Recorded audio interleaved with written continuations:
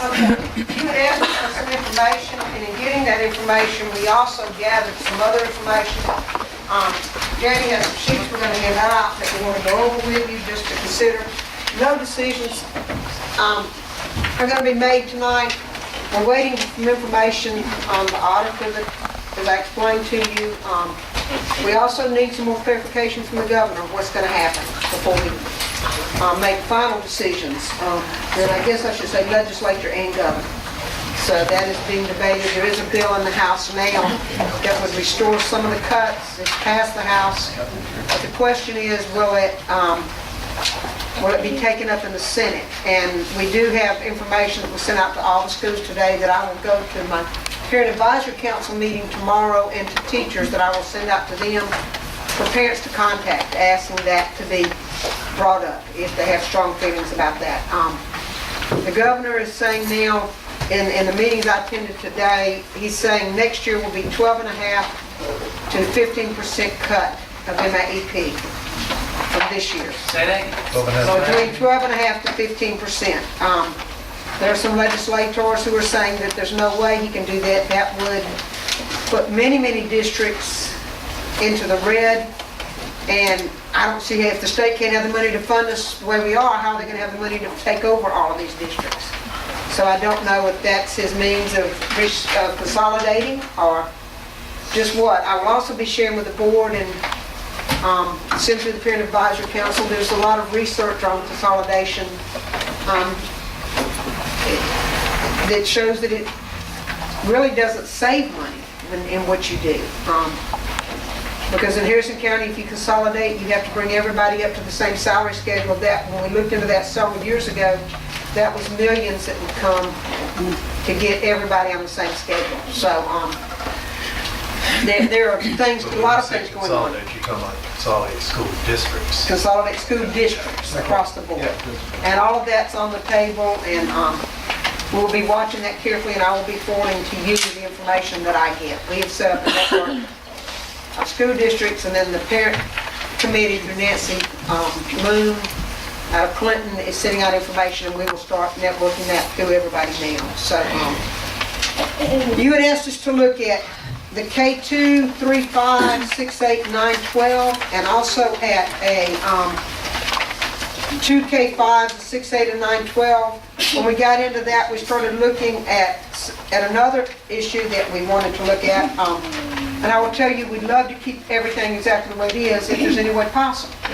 But until we know more, we're not sure. So we're trying to be ready that when we get the figures, we have done our research. You had a packet tonight from parents that I've shared with you for you to read this evening. And I'm sure there will be more coming. So in the K2, 3, 5, 6, 8, 9, 12, and Jamie, Jim, y'all worked on this, so join at any time. This Plan 5, in this plan, you close one school. To do that, there's one thing the board needs to remember. When I start doing this and you look at all the ramifications, you have to start looking at the school designs that we have, and you start putting classes in, okay? When you slot classes in there, in the K2, the 3, 5, 6, 8, 9, 12, you have gifted education in grades 2 through 6. None of our present schools could house the number of classes that they'd have to have in a K2, 3, 5, 6, 8 with gifted classes. So you would be busing gifted students. We would take a wing at the middle school, and that is possible. Close it off to everything except gifted education. And back years ago in Long Beach, we did have to bus gifted. At one time, they were all bused to Quarles Elementary. You would have to bus gifted to the middle school and have middle school classes there. Children would go once a week to a gifted class and have all the gifted classes there. It will not fit in the present setup that we have without adding classes. Because you have to have the number of classes, you have to have rooms for tutorial, and several teachers can share that, but you still have to have that. Have nurses clinics. So when you do that, that's what you have. You also have in Plan 5, when you do this, you're at capacity with very little room for growth. In the new school, in order to put 638, you lose the room that is set up with the sink for the science lab and the room that is set up with the art room. So those would become regular classrooms. And to gifted rooms would become regular classrooms. Okay? In the first part, number one, and you asked for this, and we think we gave it to you the way you wanted, where you could pull out parts and look at everything when the time came. The number one is common to all three proposals, correct, Jamie? It's the same.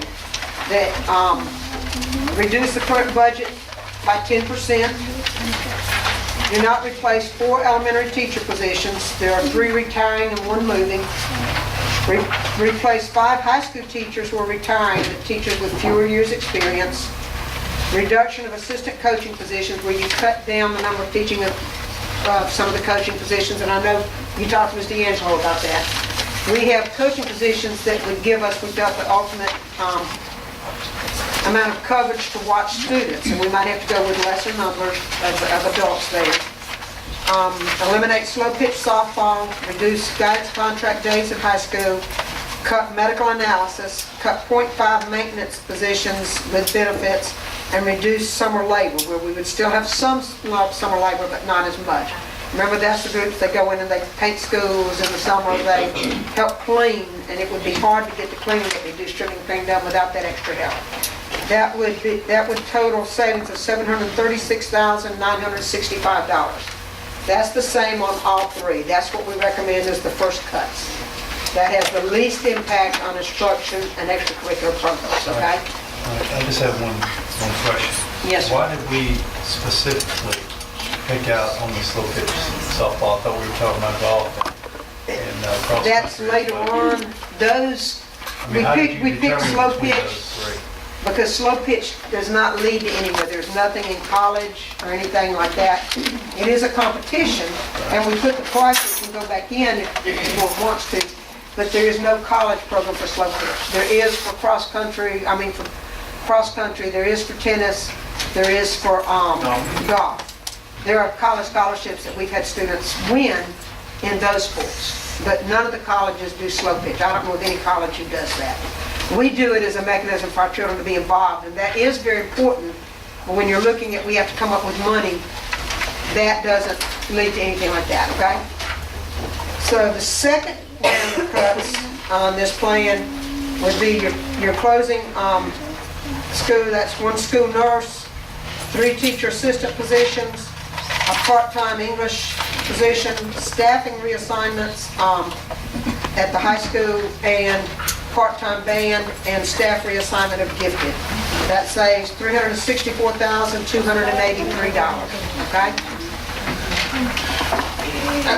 Before you go on, and I still have the, Yes, sir. I'm confused as I look at the comparison of what we had before, and here you Tell me say, what it is. you see here, in the analysis, we have 2 nurses, here we have 1. And this is also from 5. See why the difference here. We tried to keep, this was where we would have to do away and not use Memorial. At one school, you'd have to hire someone outside. At Memorial, you get all of the supplies, all of the equipment and everything else. So in this plan, and think out, we said, let's try to leave that in, it can come out, because we have that figure there. But this gives you all of that. This would be hiring somebody that's not with Memorial, and then you don't get any of those other benefits. Well, the thing that it saved is what I'm saving in the personnel side. In order to share the nurse, I'm going to also be spending to replace.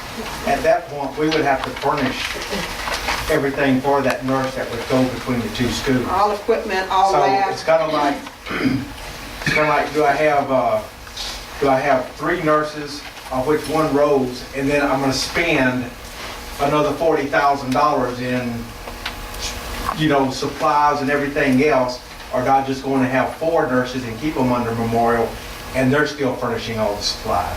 Okay. So With our it becomes a war. contract, It becomes a war. Yeah, I'm just trying to, as I With was our looking at the contract yeah, with that's all. Memorial, we get all of those supplies and testing, Band-Aids, strep tests, all of those come with that $40,000 cost.